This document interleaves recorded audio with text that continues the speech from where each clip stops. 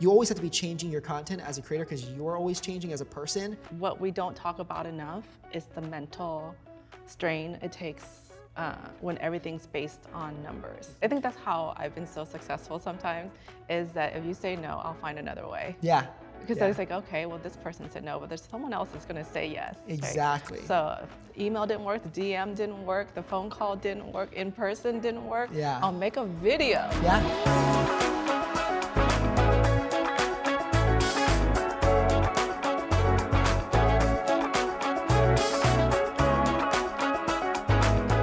Brent, I don't know if you know this, but we've met 6 years ago. No way. Yes, and I have photo proof. I brought my phone. Yes. Can I see? Yeah, okay. You still look like a baby. Okay. But do I look the same? People have told me I look the same. Your hair is a little different. Okay. You have a little makeup on, but look at this. Oh my gosh. Do you remember this day? And those are your daughters? Yeah, so those are my twin girls. No And way. they were like super fans. Like you're the first like celebrity they've ever met in person. Oh my gosh. So after this photo. Wait, this was on the cruise, right? Yeah, the Disney cruise. Yeah. When you were filming the radio Disney something, we were in the audience. Yeah. Watching. Yeah. They were definitely more excited to see Olivia Rodrigo though, huh? No, but see, they cried when they met you. So, okay, I'll take that. So I told them I was like hanging out with you today, and sick. You made me the cool mom today. Cool. All right. That's awesome. How old are they now? 15. 15. And they were 9 there? Mm-hmm. Oh my gosh. So back then they weren't that shy. So like they're like, Mom, I want to go meet him right now. And now they would die if they had to approach you now. So were you doing content back then as well? Yeah, that was 6 years ago. It's crazy how much has changed, and I'm pretty sure it changed for you too, right? But back then I was only on Instagram, and I was only doing photos. Wow. TikTok didn't exist. Yeah. Yeah. Photos of what? Photos of what? Food, healthy cooking, No way. recipes. And you would put recipes in like the description of like, no way. So it was so simple. Did back Instagram then. have video in 6 years ago? Yeah, right? They had like... They were just kind of starting the cusp of it. And what's funny is when the video started, I enrolled in acting classes at night at Berkeley. Really? Because I actually have some theater background. That's where I met my husband in theater. But I'm like, okay, I feel like this is direction that we're going right now is video. And it was 15 seconds. Yeah. Do you remember, like, what can you do cooking? It was 15 seconds max, I remember that, yeah. How do you show people how to cook in 15 seconds? I don't know, but Vine was only 6 seconds. So going from 6 seconds to 15 seconds for me was like, so much more space to breathe. So you were on Vine, what year was that? I started on Vine in 2013. How old were you, a baby? I was 14, I think at the time. 14, you were as young as my girls. Yeah. I was just getting into freshman year of high school when I started like doing Vine. What made you start Vine? My friend made me download it. He was like, you should download Vine. And I was like, what's Vine? He's like, this video app. And I'm like, that's kind of weird. I'm like, but I mean, I'll give it a try. I had this, my phone, the front camera didn't work. So I was like, how am I even supposed to film selfie style? And he's like, just flip the camera. So I would film with my finger on the back of the screen like this and film backwards. And I just film a bunch of stuff at school. What kind of content at school? Just like how, like you're at high school or not even? Yeah, so freshman. just like, I was freshman year of high school. So we did just really anything. We would sneak into teachers' classrooms and make videos in there. Or we would go around the school. It wasn't it's very normalized now because of TikTok and like, almost like I feel like every high school has like a TikTok star maybe, like someone that has a few 100,000 followers. Back then it was like very weird and strange for everyone. So it's very weird and strange now. It is. To walk around with a camera in your face, just so you know. It is, but I feel like it's a little bit more normalized. I feel like 'cause people like, to walk around with a camera, it is, people do stare, you know? But what was the purpose? Like, did you have a purpose of this is fun, or were you thinking of like a career for this? I thought it was fun. Yeah. You know, I loved being in front of the camera. I knew that because early on, I did like a little bit of acting, and so I would go for auditions. And I think in like 6th grade, I got like a Samsung commercial, like a Super Bowl Samsung commercial. You must have been the cool kid in school. I was the coolest kid. No, actually, it's actually really sad. I told everyone, because I'm like, this was the first audition I went on, and Samsung said, yes, like we want you. So I filmed it. It was for the Super Bowl. I was so excited. I told everyone. I told my friends. I told my family. I told my teachers. pages. They're like, yeah, we're gonna watch it. You know, they cut me out of the commercial. They No. literally photoshopped my chair out. And so it was just like the dad and the dog and not me. Oh no. Wait, did you get paid? I still got paid. Okay. Yeah, but like I wasn't really worried about that. I was like, oh, this is so cool, like Samsung. But no, I mean, I just, you know, I think that kind of, you know, I loved being in front of the camera and I knew that, so that's what it got me into it. But what kind of got you into it? I mean, did you always know that you wanted to? Did you always know you wanted to do cooking? Is that No. like So the running joke in my family is that I'm the worst cook. Oh. So isn't What? that terrible? So because I am more into nutrition, and I just knew that I had to learn like cooking to make healthy food taste good. Yeah. So, but cooking was secondary. But like being on camera, it was definitely a muscle that I had to work. I was not very comfortable. I was very more comfortable taking photos and pictures. How easy is just like make the recipe and take a photo and Exactly. here it is. Yeah. And now you're like on the camera and you actually have to speak. So that's why I had to take the acting classes again and like improv classes again to get comfortable on the camera. Yeah, it takes a lot. I feel like it takes years to really feel like you can, you know, take it away. Yeah, just take the camera, set it up, press record, and just go. Yeah. You know, but yeah, it was a little tough for me, like starting out too, with like getting used to being, you know, like in my room alone, pressing the, you know, record and just like being myself. You know, I feel like it's hard sometimes to be yourself on camera. Yeah. Train it a little bit. It's an on switch. Like I always say, there's my healthy dish, and then there's my. Yeah. Yeah, and so like the people who see my healthy dish, I think it's almost like a brand. Like I mean, of course, there's parts of me that you see, but I definitely think like we go to like these events or, you know, brand partnerships, or even like meetings and dinners. There is this like on switch I have to turn on. Yeah. And so when I go back to the hotel, I'm just like. Yeah, I think that's what I mean, yeah, honestly, me too. Yeah. I'm like the same way. Like people are like, oh, you're not as like, you know, crazy or energetic as you are on videos. It's like, well, you know, like, you know, I feel like when the video turns on, you just go, you know, and then. So how do you come up with your content? Like, what is like, I feel like you're always on. Like, how do you feed that beast? Because I'm so tired watching what you do. Like, how does he do so much? So basically, it's a lot. I mean, you know, we have a studio in Orange County. You know, Monday through Friday, I have a production team of about 8 people for my personal stuff, and then we have a production team about 5 or 6 for like the group channel, like Amp World. And so we're always constantly thinking of new ideas, but also following the trends. That's a huge part. Like my content specifically on my Brent Rivera channel is geared to an overall like general audience, and so we have to kind of stay with the trends. We have to figure out, okay, what are other people doing well? What can we kind of, you know, take as inspiration from these people to include in ours?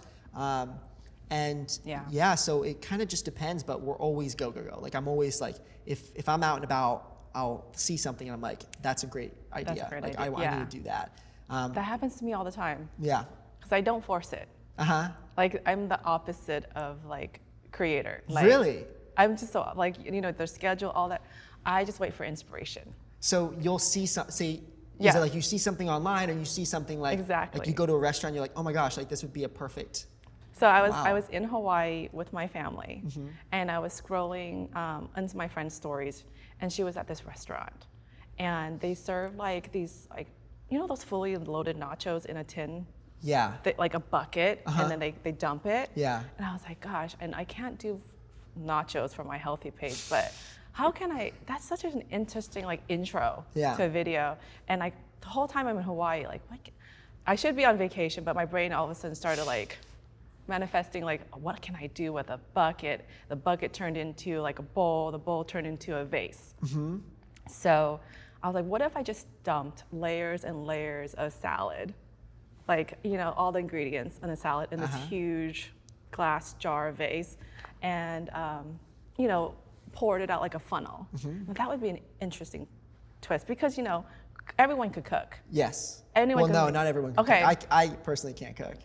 Yes, you can. No, I mean, I can, but like, I'm not good at it. But it's like hard to make, like anyone can make a chocolate chip cookie. Like all these people are making the same things Okay, all the food bloggers, Yeah, all the food yeah, creators. yeah. So how can I stand out? can you How stand can I out? make this video more interesting? Even though I'm just making a salad, how can I catch your eye? So when I started doing these upside down funnel salads, it was like the waste of time. There's so many dishes. Like everyone's, why are you doing that? And I started seeing people doing it. Like then I started like this trend of all these other food creators, like putting salad in a jar and flipping it upside down. I'm like, so you started a trend. yeah, but it wasn't like intentional because it's such a waste of dishes. Because like, you have no idea how many dishes I had to do to like make this upside down salad. But it was cool to see like I started that from like a vacation in Hawaii. Yeah. It's weird. The ideas come out of nowhere. Yeah. Like you'll just be like sitting somewhere random and then just someone either said something or you see something and it's just like, I need to do that. Do you have something on your phone where you have like notes of like all the video ideas or like 100 thoughts? It's very unorganized, but there's like this like notes page. I just like jot things down. I'm just like, oh yeah, gotta put that down. I have like one thing that says crocodile white, and I have no idea what that meant. Oh, you just don't remember? I don't, because I'm constantly like, oh, that was a good idea. Crocodile white. Yeah, what do you think I would make with a crocodile that was white? Like, I don't know. Albino crocodile. I know a guy that has one of those albino crocodiles. Do you? Yeah. I wouldn't cook it, so I don't know. Must be very rare. Maybe he'll watch you cook something.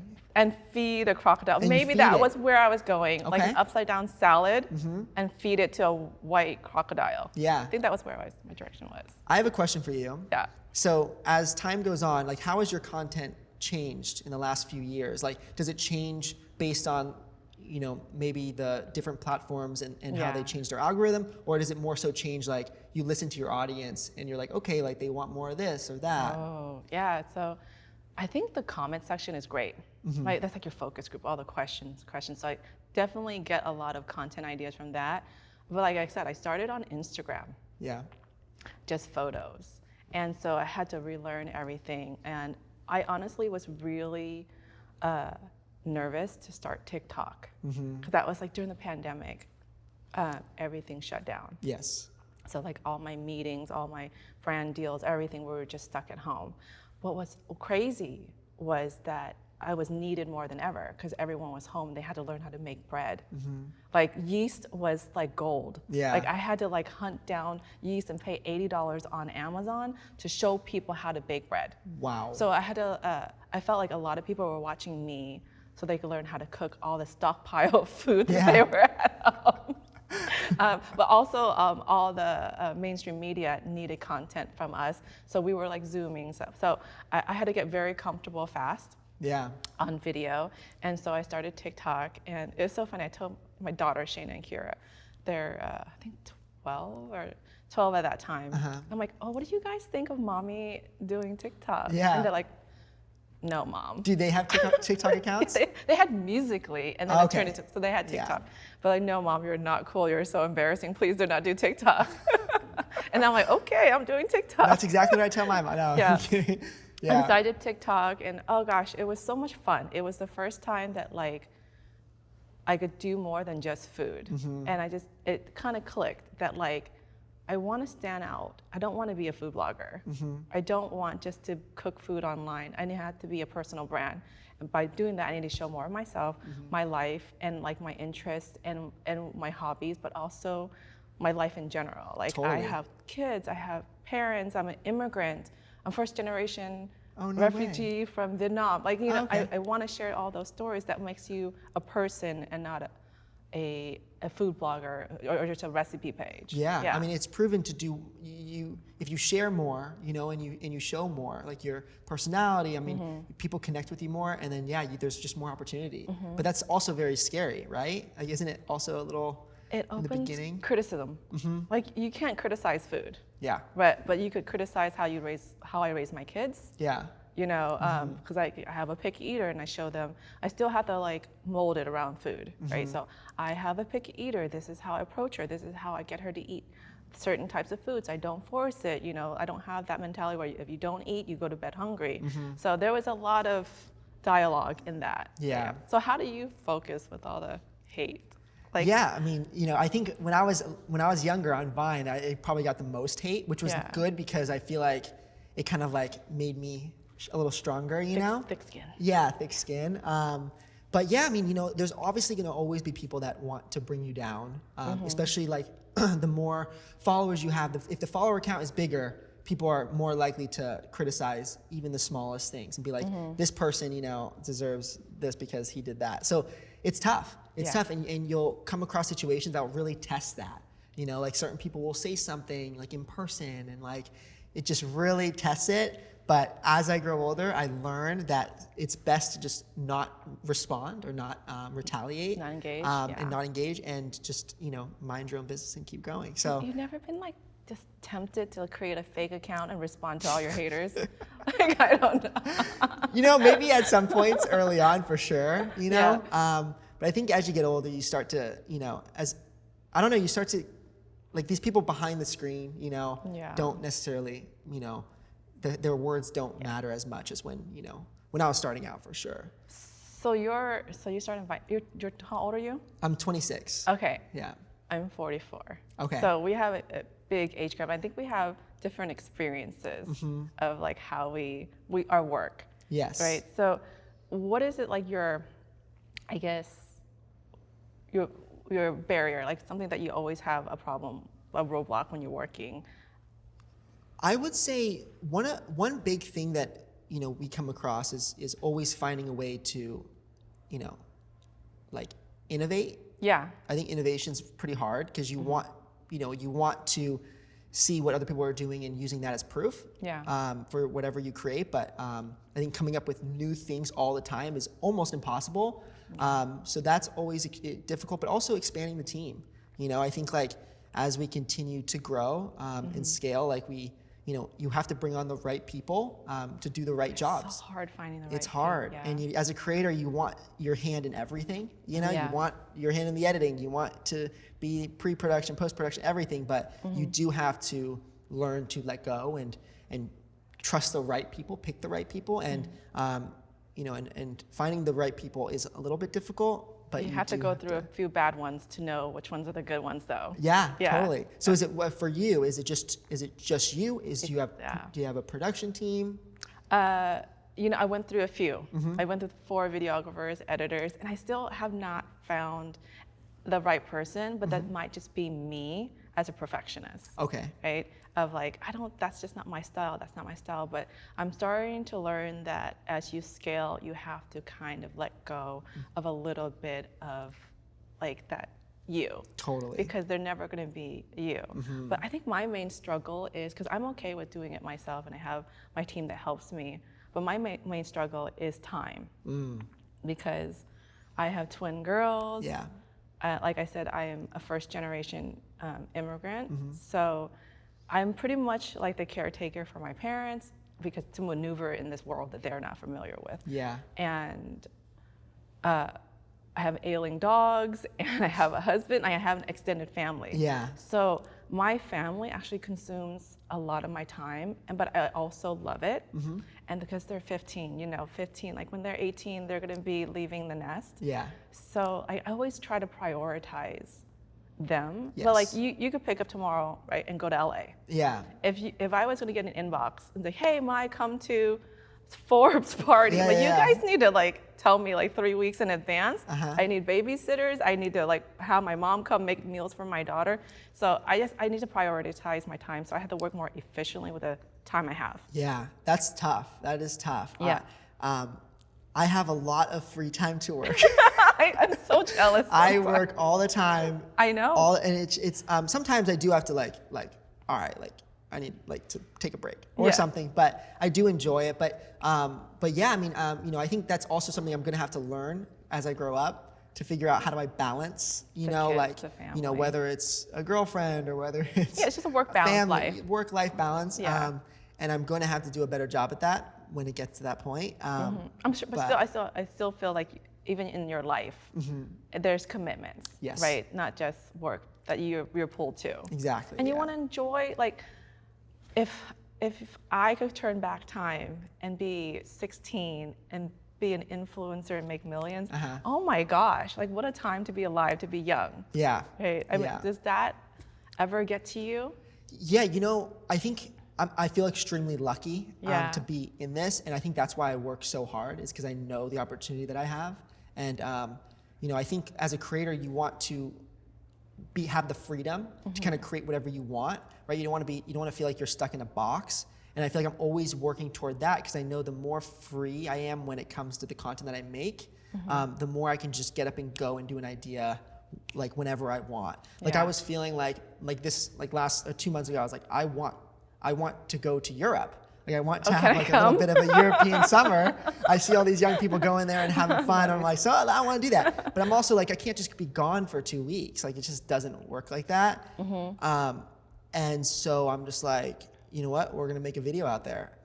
So we did a video called 100 Dates in 50 hours, technically. What did you went on a 100 dates? So we did 100 dates around the world in 50 hours. So we had all the. I thought you said dates. Dates, yes. Dates. Yeah, dates. Not days. Yeah, dates. Yeah. How do you find 100 girls? I'm sorry. It was a lot of casting, but we had 100 meet here, and then we took the top 12 to Paris, and then we took the top 6 to Mykonos. So like, it was designed after what I wanted to do in life. Yeah. But I made it a video. So it's kind of like, I'm making my job a little bit more of like a lifestyle to fit my. Oh, it's perfect. Yeah. So you get to enjoy Europe, work a little bit, get paid. Exactly. Yeah. But yeah, like, so how do you monetize your content? Yeah. And has it always been the same or has it changed? I think, when I started, it was like the Wild Wild West. Like there was no word influencer. So we had YouTubers and we had bloggers, like, on the website bloggers. That was it. So Instagram was only photos. I don't even think it was even bought out by Facebook yet. So that was how long ago it was. And so I did not know how to monetize. All I knew was I'm gonna start my Instagram page and grow it to 100,000 followers and sell an ebook. That was it. That was my your goal. Only plan. Okay. And I was living with my parents at the the time. book being a cookbook. Yeah, it was like an ebook cookbook. And I was living with my parents at the time because I lost my job and my husband lost his job. No way. Because we were in mortgage and the mortgage bubble burst. Yeah. So we not only lost our homes, we lost our jobs. Wow. And then I got pregnant with twins. Wow. And then I moved in with my parents. Oh, wow. Okay. So fast forward. Fast forward. I did the ebook, and I was like, okay. The night before my ebook launch, my dad came up to me. He's like, you know what?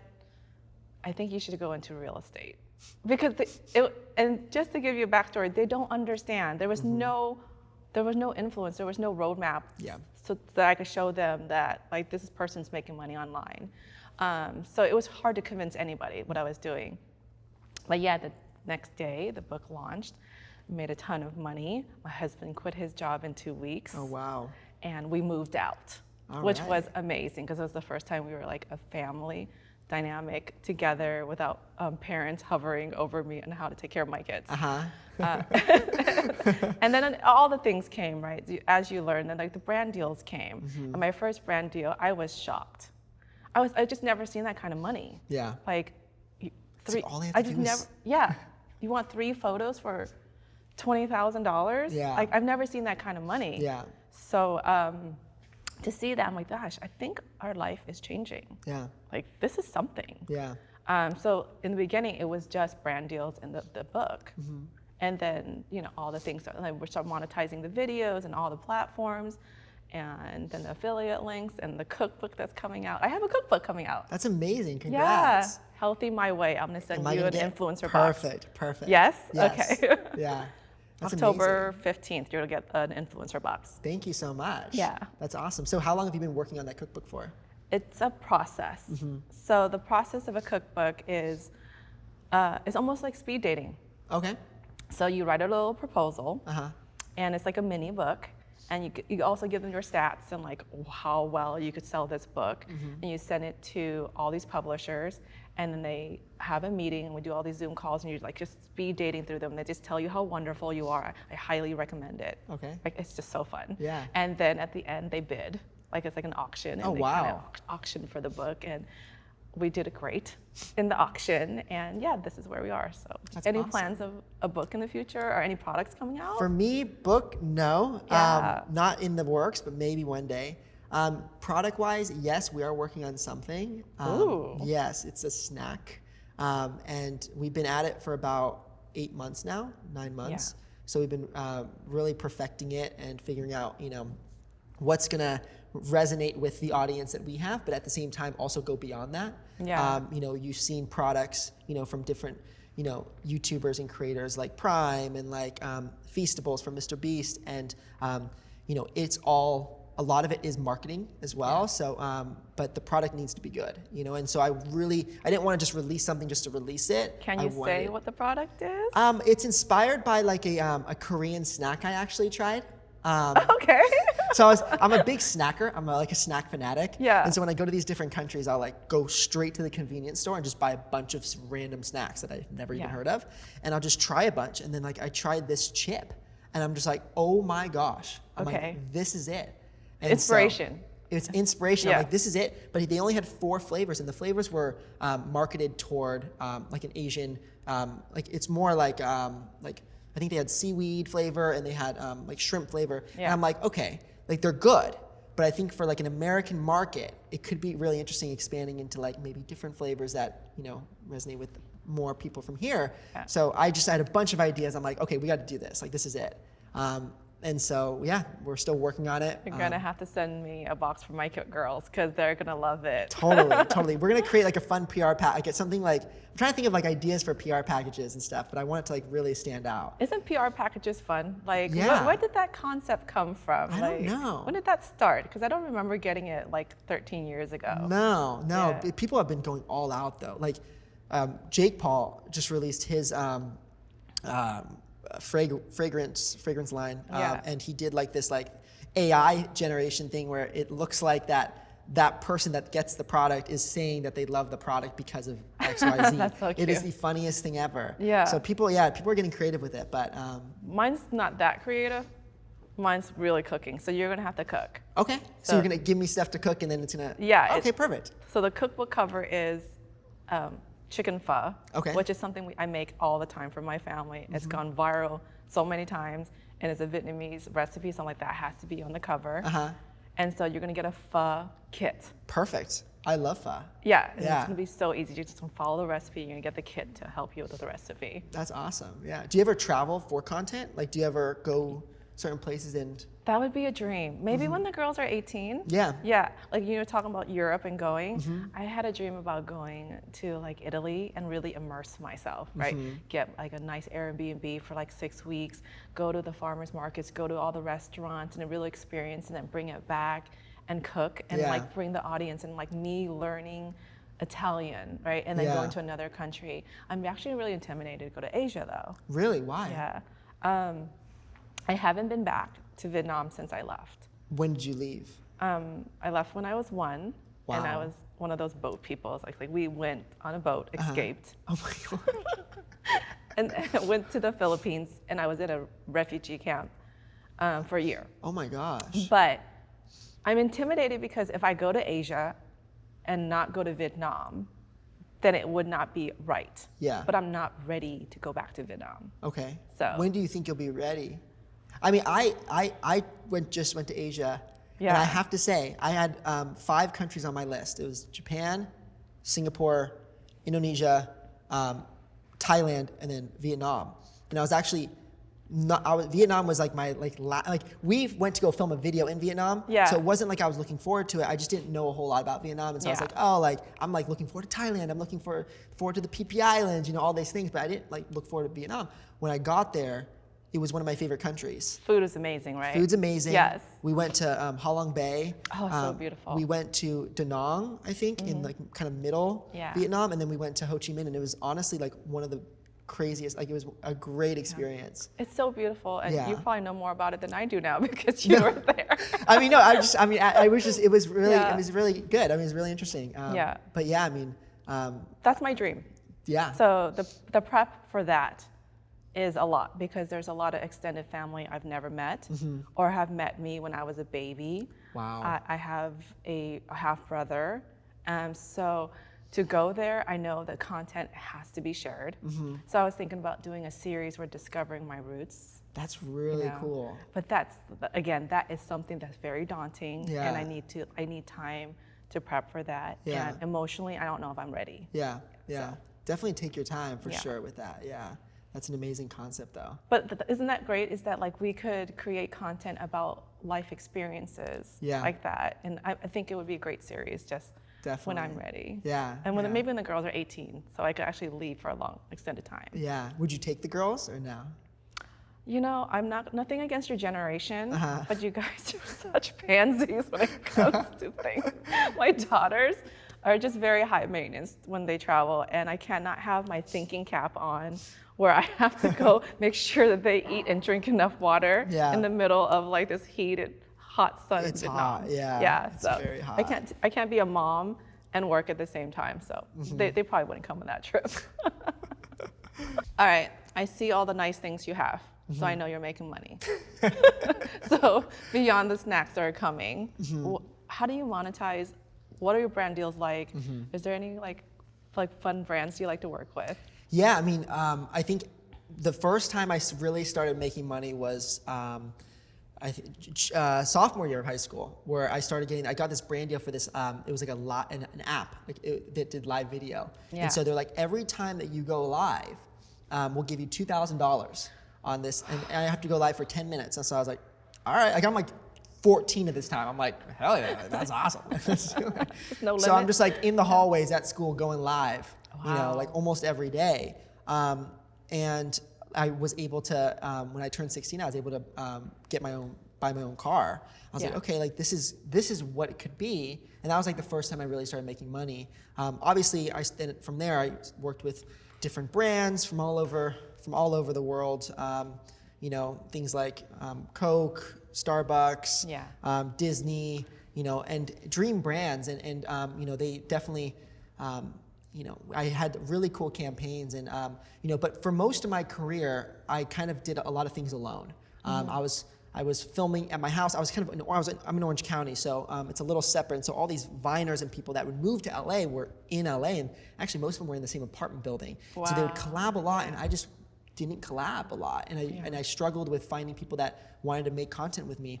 And so I had this idea that stemmed from actually another creator trying to do it, and I wanted to see if I could do it, and it was to you know, bring on creators and incubate them and teach them how to do it, and they would be the creators that I work with on a day-to-day basis and help me create good content.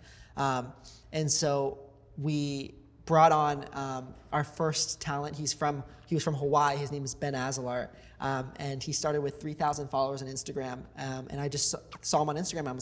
I'm like, this kid has potential. Yeah. And so he came out with his mom 7 years ago, and I kind of just taught him how to make content and kind of showed him the ropes a little bit. So are you like almost like managing them? Yeah. So it's Do you get a cut of their? Exactly. Okay. Yes. And so we created AMP Studios. Okay. And basically the group that we're all a part of is AMP World. Yeah. And so we now have 10 different creators. Yeah. And we're looking to expand even more. But it's crazy to see, you know, in 6 years, Ben grew from 3,000 followers on Instagram to now he has 30 million subscribers on YouTube, over 15 million on TikTok. Like, That's I mean, crazy. it worked, and I Yeah. didn't know that it would work. Yeah. So we expanded it, and we're going to continue to expand as well as create other content and other IP that we can own as AMP Studios and across all of our different channels. And yeah, it's definitely a fun thing that we kind of started. I'm glad you kind of brought it up, because there's so many new creators that are keeping popping up. And I think I read an article like 1 in 3 people identify as creator, right? But all these new creators coming up, and I feel like they're being taken advantage of in the industry because they don't know their worth. Yeah. And so there's a lot of people who are preying on these new creators. Yeah. And for you to have a company like that to help maneuver and guide them and say no to, like, I mean, you're young, you're not making any money. Someone offers you $200, Yeah. you know, to do a video. You Yeah, want to it's say like- yes, yeah, you know, when they yeah. could be making 2,000 Exactly. or 20,000. Yeah, and people, you know, all they do is make videos. It gets popular, and they're like, oh, I might have, and then people reach out, and you don't know what's good, what's bad. Yeah. And I think you're right. I mean, it's definitely good to have someone to kind of lead you in the right direction. And I always teach content comes first. Yeah. It's the content that you put out that not only you're going to learn from, but you're going to see results from and monetize off of. And so that's my biggest thing is when people come here, they're expected to work. They're expected to take it seriously, because if we're going to invest our time into these people, we need them to invest the same amount of time or more back to us and really show that they're capable of the opportunity. So does it ever backfire? And when I'm saying this is because I see a lot of things on TikTok. That's where I get my news. There's young people who are complaining about working a 9 to 5. Yes. They're not used to work. So do you have these young kids, or I'm assuming they're young, come in? Everyone's younger than me, so I'm assuming. Yeah. Come in, I'm like, you want me to work 8 hours? Yeah. What is this about? Usually the creators that we have a pretty rigorous vetting process. We'll probably we'll think with some, or we'll kind of audition them, and we'll have them around for about 6 months until we say, okay, yes, we're gonna work with them long term. So we were really careful with it, but yeah, I mean, obviously, work ethic is one of the biggest components to whether we go with someone or not. And so and as I get as I continue to bring on creators, I learn more and more about what I look for. I have more boxes to kind of check off. Is there an application process, if the creator found your company and they're like, hey, I really want to work with you, how would they go about it? Totally. I mean, we have an email, we have a website. They can email that, they can DM us, they can send us a video. If they really, here's what I tell people: if they really wanted it, they would find a way. It's not easy. I don't put it out there on my story, but if they really wanted it, they would find a way to get it to us. And I'm looking for effort. So as long as I see a lot of effort, then that's a good sign. Yeah, that's how I feel. If I don't take no for an answer, I think that's how I've been so successful sometimes, is that if you say no, I'll find another way. Yeah. Because I was okay, well, this person said no, but there's someone else that's going to say yes. Exactly. Right? So if the email didn't work, the DM didn't work, the phone call didn't work, in person didn't work, I'll make a video. Yeah. That's I'll just keep on going. There's always a way. Yeah. There's always a way. I mean, and that's something that I think if you're a creator, you kind of have to go by, Do you ever feel burnt out? Because as a creator, do you feel you want to check out sometimes? There's some times where you have that creative block and you're just okay, what do I do now? I don't have any more ideas. I'm stuck. Yeah. Or maybe you have a few flops in a row. Videos just aren't performing the way that you expected them to be. Low performance, and that can get to you. And you learn to go around it as you continue, because I feel earlier on it would affect me, and then it would affect my content, the new content that I'm producing. But if you realize, it's just a roller coaster, and it's a upward battle, and these little things aren't going to affect you. But yeah, creator burnout is real, but I think as long as the creator is adjusting their content to what they enjoy in life, you always have to be changing your content as a creator, because you're always changing as a person. As long as you continue to do that, I don't think that creator burnout will happen. Technically, I haven't experienced it, but I'm always, every week, I'm what am I doing that I need to change? I feel but what about you? Obviously, you've been creating content for a long time as well. Yeah. Have you experienced that? How did you go about that? I think you definitely hit a point where you share something and it doesn't go the way you want, and it kind of sucks. But I think what we don't talk about enough is the mental strain it takes when everything's based on numbers. Exactly. Yeah.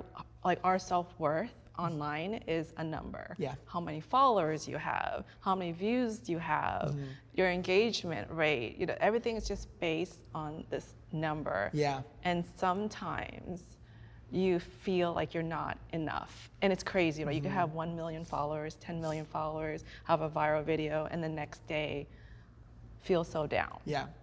And so I have to sometimes step away from it. Yeah. And I think that's what causes the burnout, is the constant comparison, constant numbers, and always feeling not good enough. Yeah. And I think we all experience it one time or another, or repeatedly throughout our career. Totally. Yeah. Totally. How do you feel it? I think I try and create a separation between my content, my work and my content, and me personally. Like I really try and take the human aspect of my personal life out of my business to where I can look at the numbers and I can look at the analytics from an outside point of view, and I treat it like if I have a flop, like I used to play ice hockey growing up, and you know, when you lose a game, it's not fun, right? Like, you know, for an hour there or 2 hours, you're kind of just like, dang, like you know, you feel kind of down. You're like, but you use it as motivation for the next game, and you get over it, you know, and you work harder, or you know what you need to change, and that's kind of how I treat it. Like, if there's something that doesn't perform well, that I worked my butt off for 2 weeks, I mean, it sucks. It does. I mean, and how can you not let that affect you for at least a little bit? But it is also healthy to take that and, you know, change that into, you know, how I'm going to use this as, you know, motivation or as a learning thing, and I'm going to put that into my next, you know, thing that I do. You like have a video. to fail to learn from the failure. Exactly. Right? Yeah. Yeah. That's the hardest part for me, is rewatching the videos that flop. Yeah. I'm like, okay. Oh, I don't watch the video. No, I see what I did there. Yeah, that was so boring. Like, I'm falling asleep. You know, like you have to like reevaluate like why it flopped. Exactly. So exactly, it's super important, and not all the things that you're going to take from that video are going to be true. You know, like you'll take, okay, maybe, you know, people weren't interested in this topic, or maybe I got the title wrong, or maybe the thumbnail could have been better. Yeah. I think it's more, you know, you'll take all that, but maybe only a few of those things are actually, you know, worth changing. But I think as long as you're putting in that effort to look back and understand. Then, Mr. Beast says that all the time. He's like, as long as you do 1% better. Yeah. Like that's his his quote, 1% better in each video. Yeah. And then show me after 100 videos, then you may make it. Exactly. You know? And he speaks, I mean, I think he did it for years before he had a video that actually did well. And they say you have to do something for 10 years in order to like really be like a professional at it or something. I think they say, I don't know. So then what advice would you give like the new creators who are like looking at us saying, wow, they're like, how can I catch up to them? Like, why do I even start now? It's tough, but you know, people come and go, you know, and I think you can start now as long as you put in those years before. The creators that pop off right away and get lucky, it's almost a little unfortunate because they don't have the advantage of knowing a bunch of information before they get to that point. So if they're at that high point within a year, how do they sustain that? How do they keep that up? And if they can't, then how is that going to make them feel?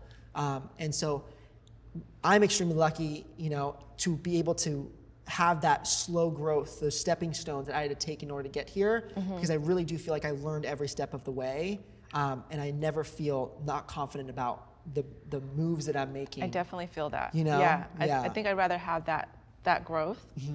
Because it is growth. Yes. It's definitely growth. It's like learning as you go, making the mistakes as you go. Exactly. And then if you're just kind of put onto stardom, how do you know your audience? Exactly. Or how do you know even how you got there? Yeah, like it must be like stressful. You got one viral video, you fell over a bucket, and then like, what do I do now? I wouldn't know what to do. I'd be like, you know? Yeah. So, but yeah, no, that's interesting. So what is like the biggest thing that you've done, like to scale, like biggest video, biggest brand partnership, most challenging video? Most challenging video? Yeah. That's a tough. Even costly, like how much? Oh my gosh. Sometimes I go over budget. My dad always says, Brent, like, did we really need to spend that much on the video? I'm like, Dad, like, it's gonna do well. Like, trust me.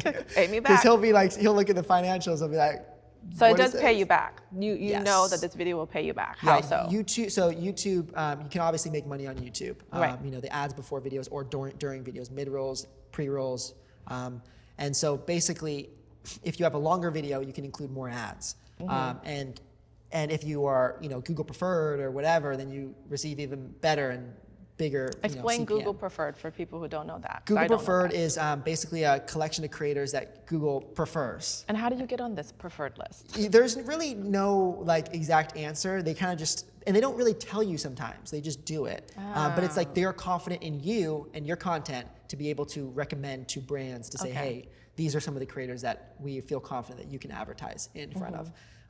And so that's going to be a higher CPM, but I mean, there's a lot of ways, not only brand partnerships in videos, like integrations, but, a lot of the revenue that comes in is from just YouTube ads. Yeah. If you're getting, millions of views, you're making a good chunk of money. And you have control of how much money you make instead of waiting for a brand deal. Exactly. And it's, I don't need to do brand deals on YouTube. And so, because brand deals sometimes brand deals on YouTube are like, if they're 45 seconds a minute, like they're going to affect the video. Yeah. And sometimes it could even break even to where the money I'm making from the brand deal is not going to be worth how the video suffered because of that brand deal. If I could have got 4 more million views on that video, I could have made as much money or more with that brand deal. So you really have to YouTube is a fun one because you can really reinvest that money too into the videos.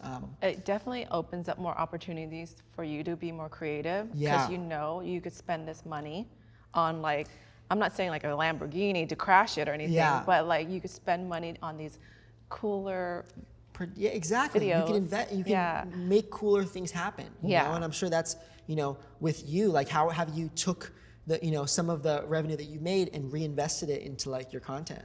I buy fancy gadgets for the kitchen. Oh, cool. So I'll from Amazon and stuff like that. I got this French fry cutter. No way. It's like this industrial, you wouldn't see that in a regular kitchen, but you throw that in there and it pops the fries out. Like no normal person at home would make French fries like that. Yeah. So I'll just buy really fancy gadgets at home in the kitchen to make the videos more interesting, right? Or I was thinking about getting a Blackstone and going camping. Oh, sick. And just cooking outdoors. Yeah. Just taking it out of the kitchen in a different environment. But I more fancy cooking gadgets will be more my thing. Yeah. But have you seen that slushy maker that was just released by Ninja? Yes. Everyone wants it, and I try to get my hands on it for a video. I've actually DM'd them. Me too. They didn't answer me. I know. Why? It's been a day. I'm like, where's my slushy maker? I would have made a video out of it, and you go to. Yeah. You don't have to pay me for it. Just but give it's me the out of thing. stock. We'll just have to wait, I guess. We'll have to wait for the slushy buy it on makers. eBay. Yeah, maybe. They're charging 2 times as much.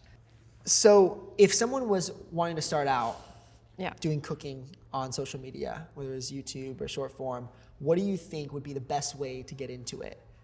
What advice would you give that person to start out?